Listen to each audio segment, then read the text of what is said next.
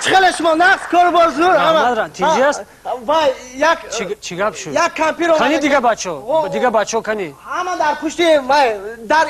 ایستادگیان یک کمپیر اومده هم مخلص شما هم مخلصی برنامه همین بزم جوانی هم مخلصی همین یک زنی پیرونسو گوید اقلن وای امورا اجازت میدادید همین پاسبانو با فکر هم کمپیر حجت ندارن نه حجت داره بیچاره 80 ساله او پاسپورت بر وقت گم کرده گپ بسیار نکنین اگر خواهشون باشه برای اشتراک مرحمت دارین مایلش خوزی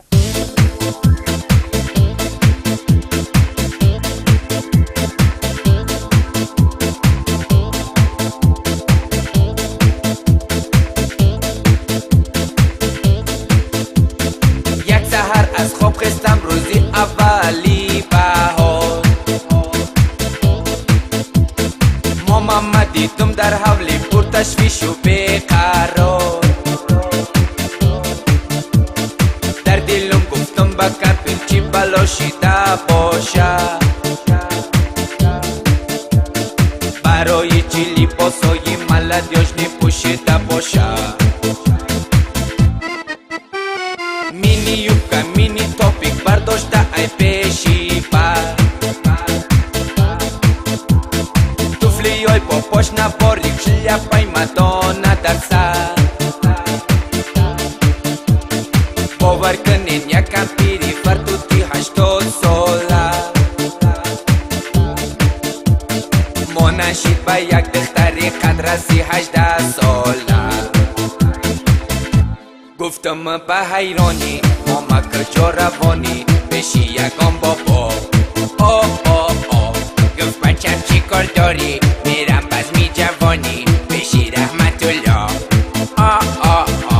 ما کمپیری فسانم خونی جوانی دارم میشنم جانی ماما دل ما گریفت تنهایی میرم بزمی جوانی بشی رحمت الله گفتم ماما با کجا نرفت و با این افت و اندام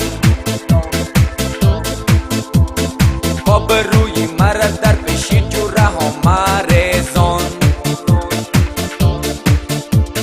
در جواب گفتا و جوره هات آبرو ندارن قدری عشق و محبتی جوانی را که دانن ما کمپیری چقانم خونی جوانی دارم میشنو جانی ماما در جانم زد تنهایی میرم بزمی جوانی بشی رحمت الله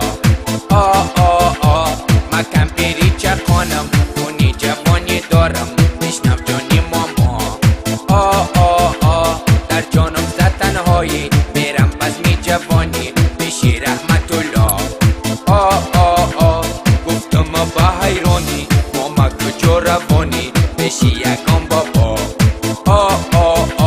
گفت بچم چی کار داری میرم بزمی جوانی بشی رحمت الله ما کمپیری فسانم خونی جوانی دارم میشنم جانی ماما دل ما گریفت تنهایی میرم بزمی جوانی بشی رحمت الله بزرگ کدیه ای با نمیدونی این طرف جوانای رفته مطرح بابا تشکر